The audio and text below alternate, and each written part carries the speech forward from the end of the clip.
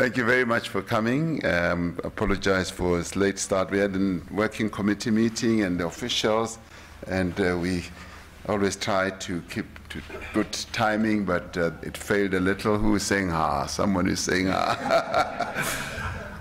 And as Kudusela said, we just wanted to give a bit of a briefing on some of the things that have been unfolding since the State of the Nation address, but more particularly about an initiative that we would like to announce today. And in the State of the Nation address, I said that one of the central priorities of our government is going to be how we can, in a very significant way, increase investment in our economy, because we felt that this is a necessary condition for growth in the South African economy, but more particularly on how we can create jobs on a scale which will significantly reduce the current levels of unemployment.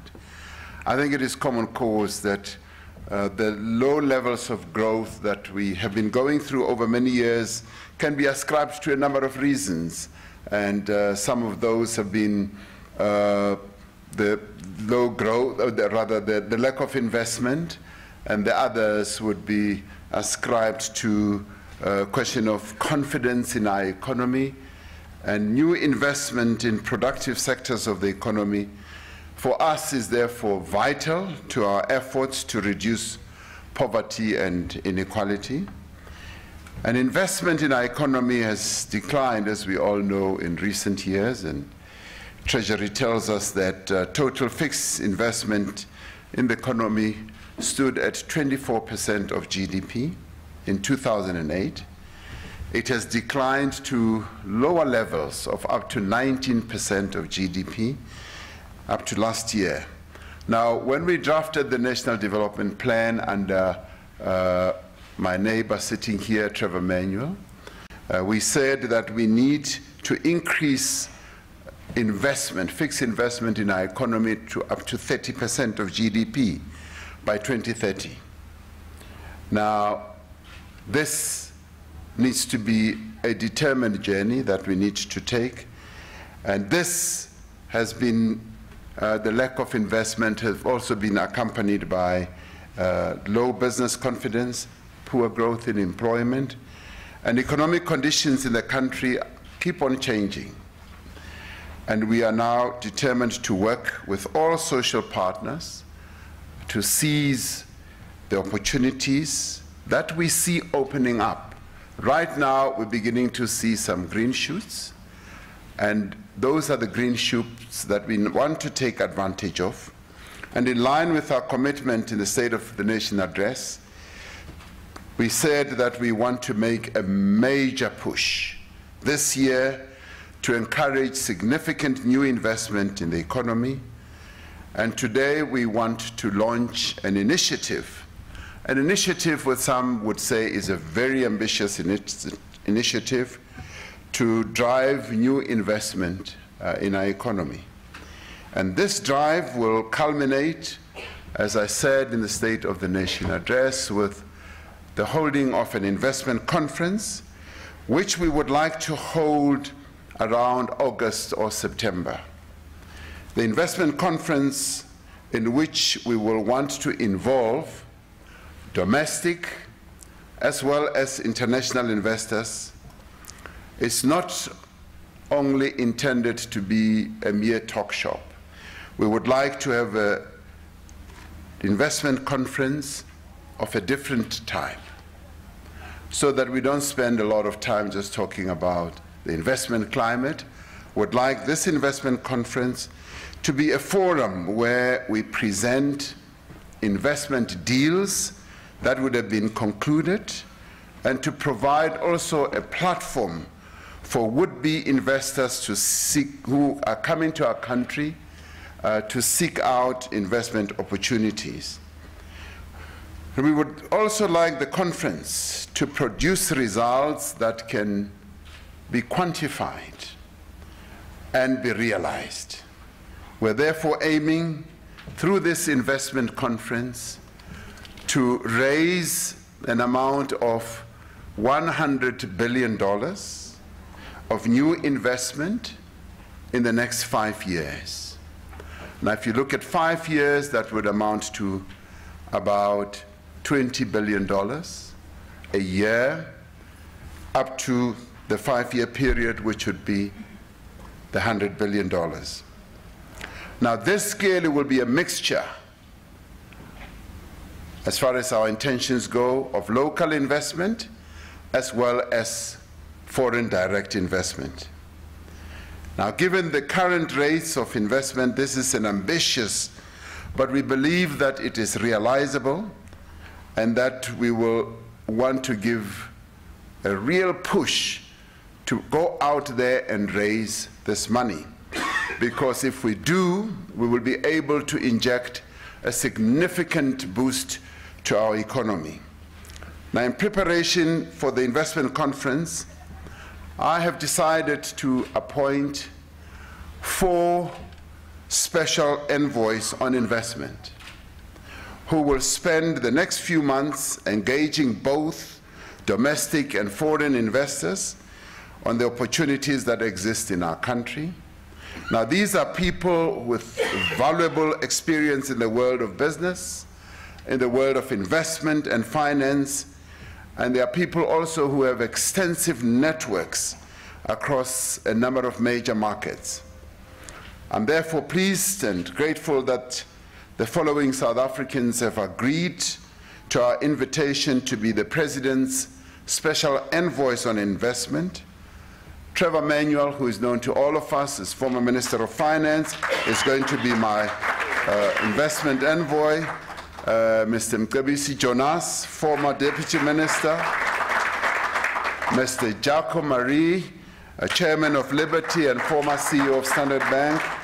And a person who is not here, who couldn't join us, is Phumzile Langeni. She's the chairperson of AfroPlus.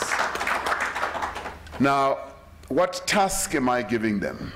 I've asked these wonderful South Africans to travel across the world, to trawl the world, and indeed to go from would-be investor to would-be investor in our own country, and with a view of encouraging would-be investors to come and invest in our economy.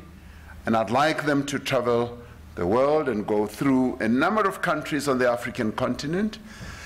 Africa has not really, the rest of the African continent that is, has not really come forth to invest in our economy, and would like to make a drive and invite African investors to come to the South African economy and invest here. We've had a few, but we believe that we now need to drive this whole process of inviting them to come and invest in our economy. I'd like them to travel to Asia, travel as many countries as possible, touch a number of would-be investors, and invite them to come to the Middle East, to Europe, and to the Americas. Now, this is born out of the interest that we have been seeing in a number of markets. When I spoke to President Xi Jinping of China through his envoy, they said there are quite a number of companies in China that want to come and invest here. When I spoke to a number of other leaders in the Middle East, they said there are quite a number of people who would like to come and invest here. When I kept speaking to a number of business people in our own market, they said, President, with the climate that has now emerged, we believe that the country is now ready to attract quite a lot of investments. And we, as companies operating in this market, are also prepared to put shoulder to wheel and invest in this market. Now, we would therefore like our special investment envoys to touch base with would-be investors and to go out there and campaign for investments to come to our country. And I felt that what we really needed to do is not just to talk about we would like investments to come to South Africa.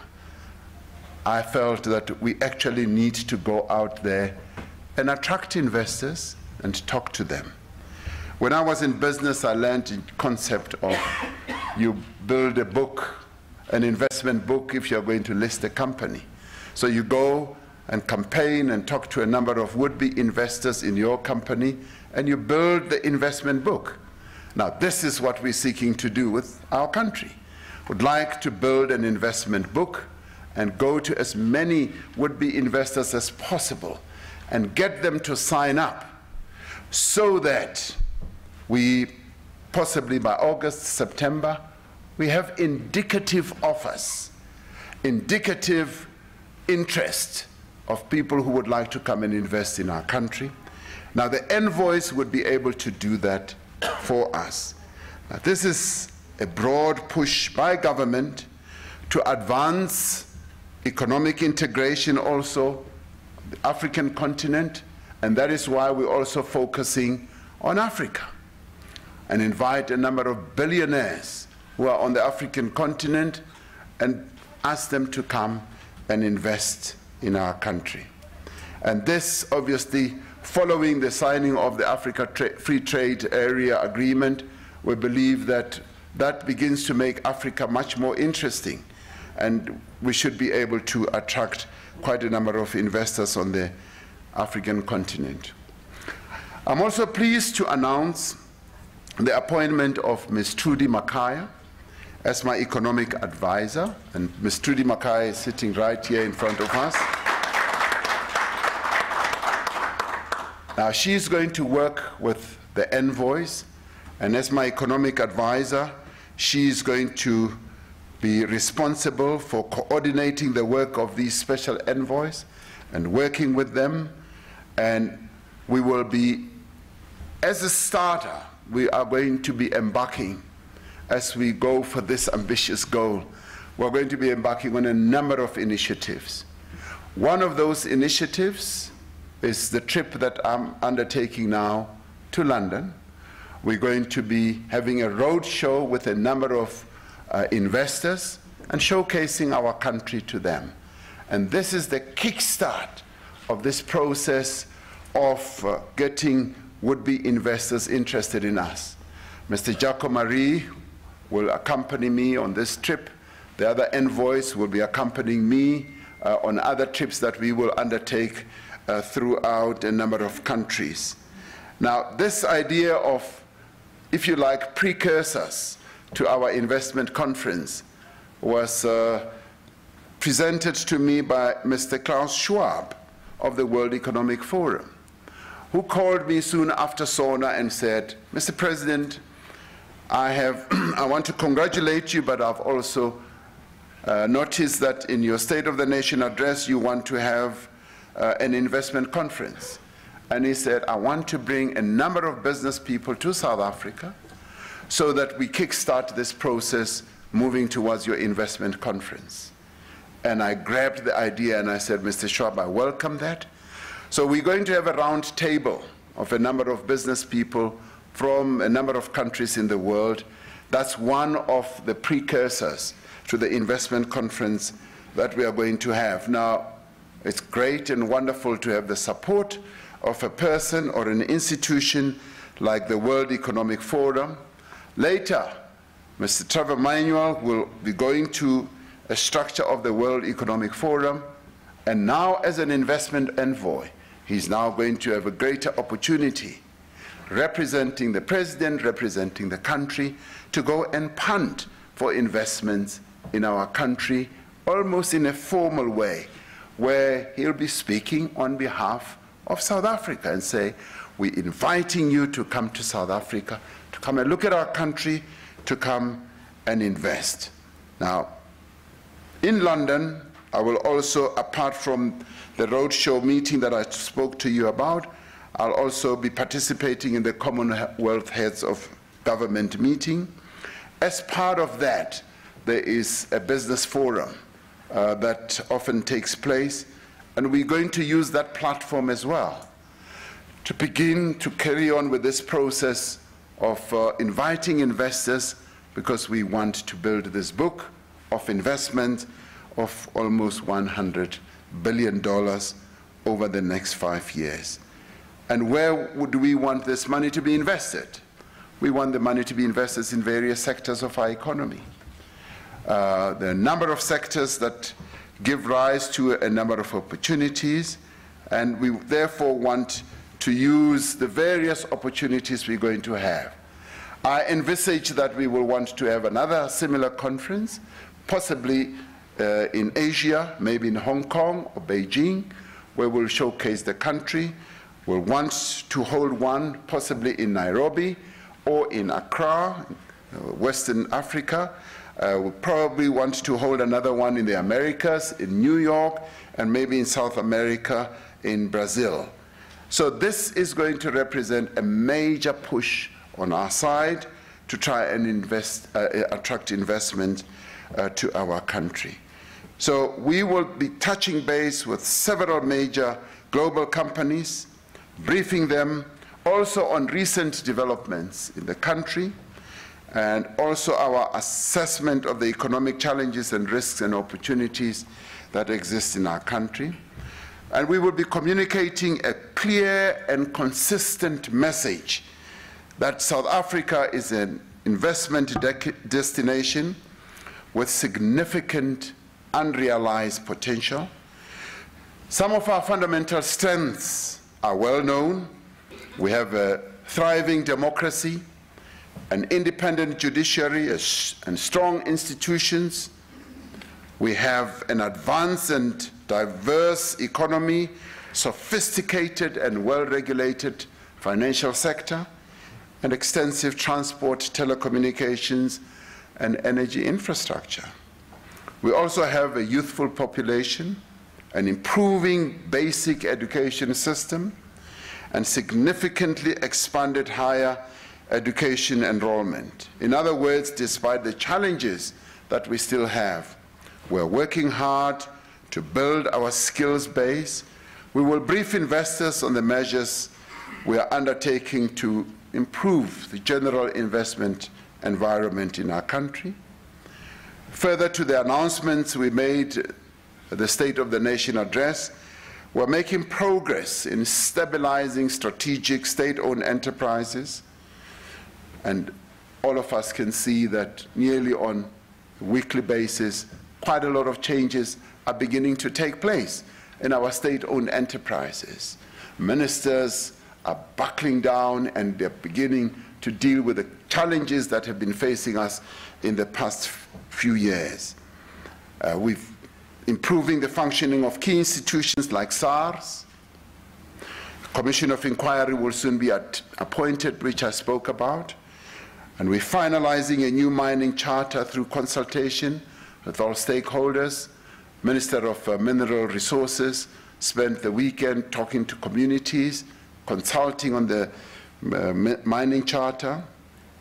We're processing legislation on the implementation of the national minimum wage.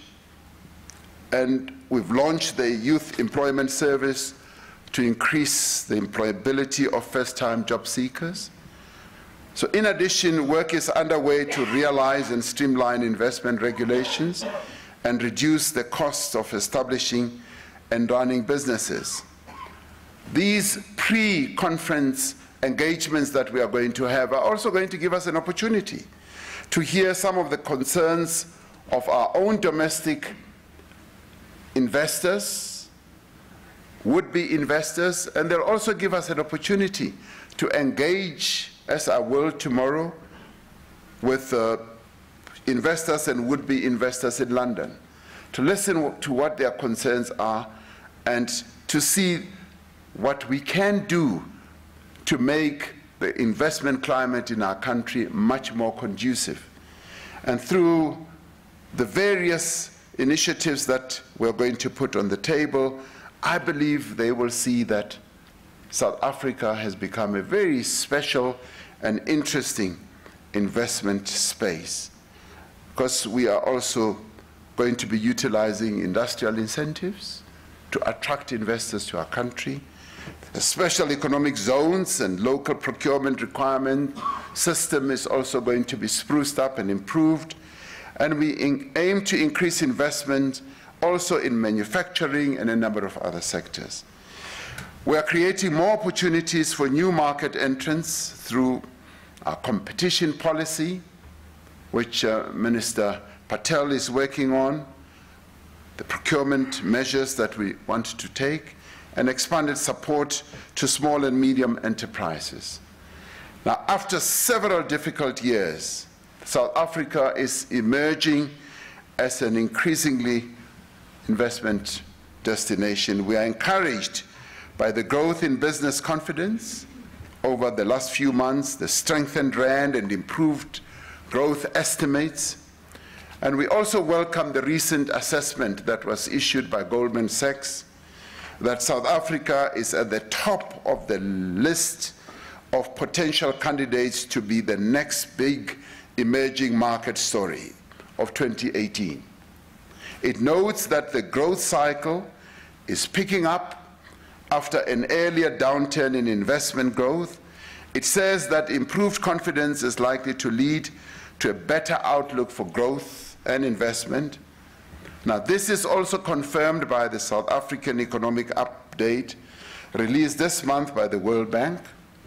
While the economy's performance is improving, it notes that higher growth will require ambitious structural policies. It estimates that a successful conclusion of the mining charter, which we are attending to, for example, could increase investment in the sector by 25%. And therefore, one can see that we are on point. We are on the right course. It is for these reasons that we are embarking on this very ambitious investment drive alongside the implementation of the necessary economic reforms. A number of people have also said that maybe you are shortchanging yourself by limiting it to $100 billion only, which could be possibly just $50 billion of foreign direct investment over the next 5 years. Because in past years, you have hit almost $8.3 billion, I think it was in the year 2013. And couldn't you do better? It is possible that we could do better, but we are modest because we want to overachieve. The task we now have is to ensure that this becomes an era of investment. It becomes an era of injecting growth in our economy, and also a time when we address the issues that have been holding the country back in as far as economic growth is concerned, where we actively address some of the key problems. And right now, we are in a space where we believe that we are giving attention to those issues that have been putting the brakes on our economy, and we therefore can get on world stages with an ambitious plan of trying to attract investments of up to $100 billion. I think we are on the right course, and with the investment envoys that we've appointed, I believe with their knowledge, with their experience, with their networks, with their knowledge of our country and investments, we will be better positioned. And the reason for putting together a top team like this is to enable us to go out like a pack of hunting lions, where we have a pack of these lions going out to hunt down those investments for us. So we are unleashing this pack of lions, as they will be working also with Trudy Makaya, and indeed working together with various other departments within the state. We are going to be coordinating all this. Now, we're putting our eye on this investment conference that I spoke about in SONA. And let me say that a number of other countries do the same thing. They hold investment conferences and attract billions and billions of dollars. Now, we're not the first in class to do so. Maybe we are the first in class by having this really special pack of lions and one lioness going out to hunt down investments for our country. So my view is that this is a great moment for us. We're looking forward with a great deal of confidence.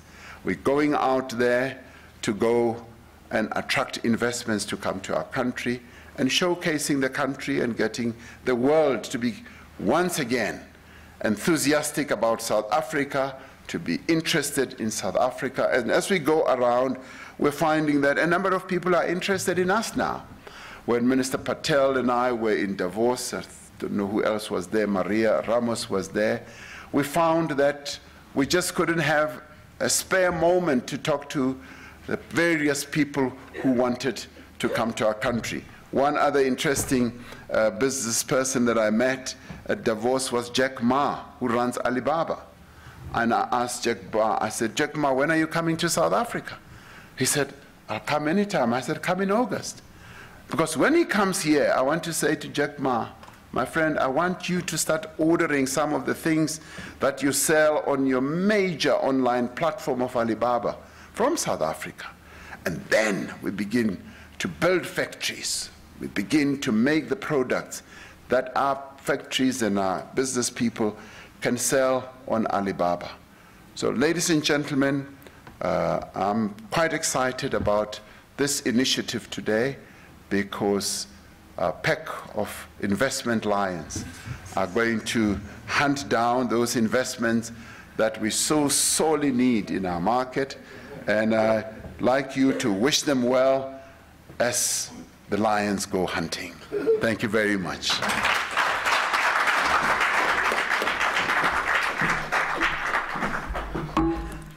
Thank you very much, Mr. President. That is 2 capable lionesses, not just 1. Ladies and gentlemen, I hope you will bear with us. The President is leaving, as you know, for the Commonwealth Heads of Government this evening, so we're very tight on time. So I'm only going to be able to take 3 questions. While I do that, let me just also, I'm giving you some time to caucus amongst yourselves who won't speak. Just to acknowledge some of our partners and stakeholders who are here, including representatives from business, the BBC, BUSA, BLSA. There's representatives from Labour, COSATU and FEDUSA. We've seen also some financial services, Barclays, Standard Bank, and our government partners, obviously led by the DG in the presidency, as well as the DG National Treasury, including amongst them NEF, PIC, Tourism SA, NYDA, IDC, and many others. So now that you've caucused and you've agreed on 3 names to speak, I'll take hands. Nicholas, you'll go first, followed by Ranjeni. Peter, you'll be the last one. In that order, please. Good evening. Good evening, President, and good evening, the new investment lions. Perhaps we can start off by asking, you set a target of $100 billion over 5 years, and you're talking about bringing big multinationals into the country, such as Alibaba. What goals are you setting specifically, President, to ensure that investment comes in for our own innovations in South Africa, so we make our own Alibabas and other things like that? And perhaps a cheeky question, but your investment lions, how are they going to be paid? Are they going to get commission for the amount of investment that they bring in? Thank you. Please pass the mic to Ranjeni. Okay. Thank you, Kusela. Thank you, Mr. President.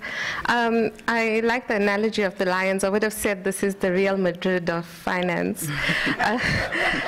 But I'd like to find out why it's necessary to have these investment lions when you have a substantial number of government departments that are meant to do this as a matter of course.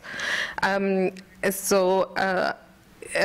on top of that, what are the reporting lines? You said that they report to Trudy, but so do they work over the government departments with a direct line to the presidency? And are they able to impact on government functioning and policy making in order to improve the policy making, the investment environment? Thank you. Thank you. Okay, I'm Peter Fabricius from the Daily Maverick. Mr. President, could I ask you, apart from using the Commonwealth as a convenient opportunity for boosting your investment drive, do you see any specific advantages in being in the Commonwealth? I mean, how do you see yourself in South Africa exploiting this organization for not only investment, but for the general advancement of the economy and the country? Thank you. Thank you very much. Mr. President.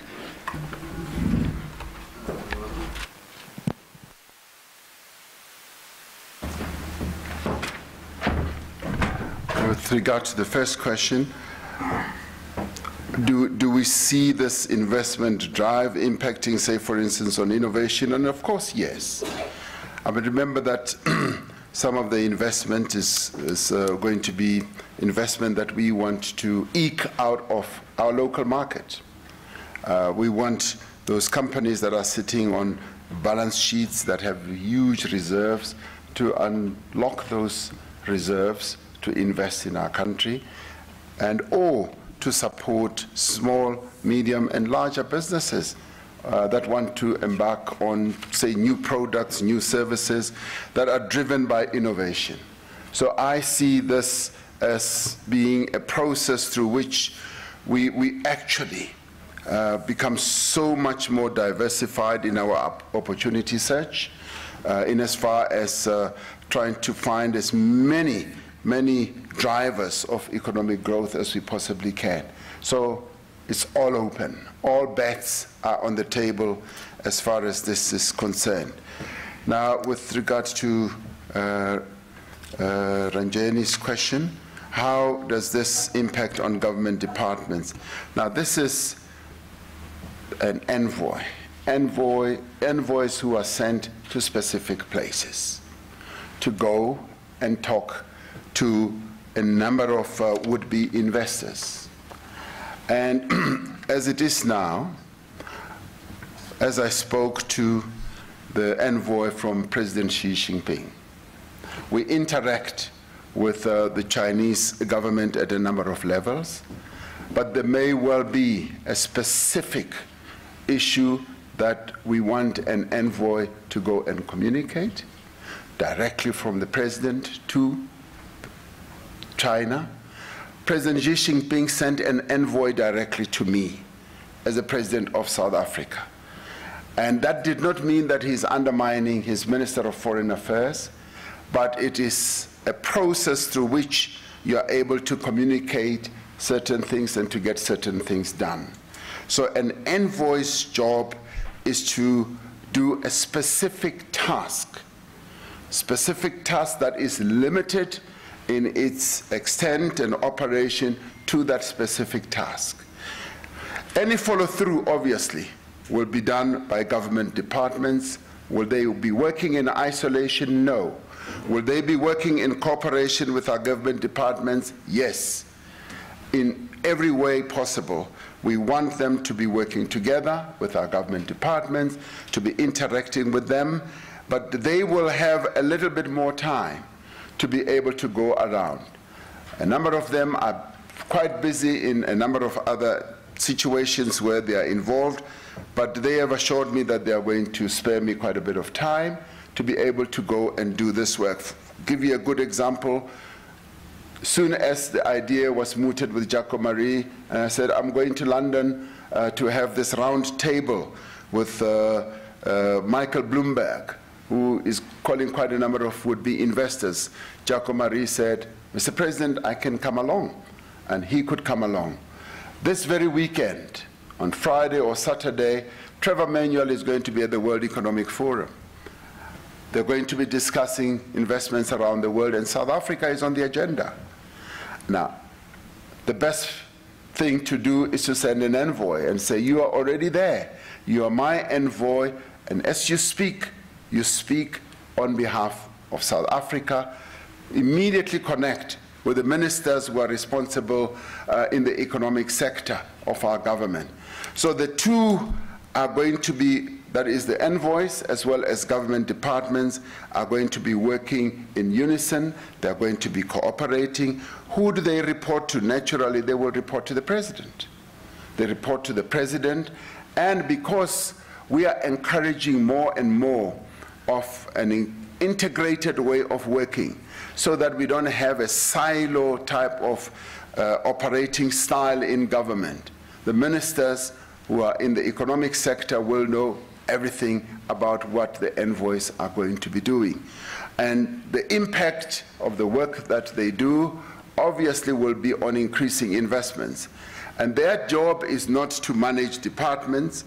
The minister's job is to manage departments, and of course, one of their jobs is obviously to go hunt down some investments.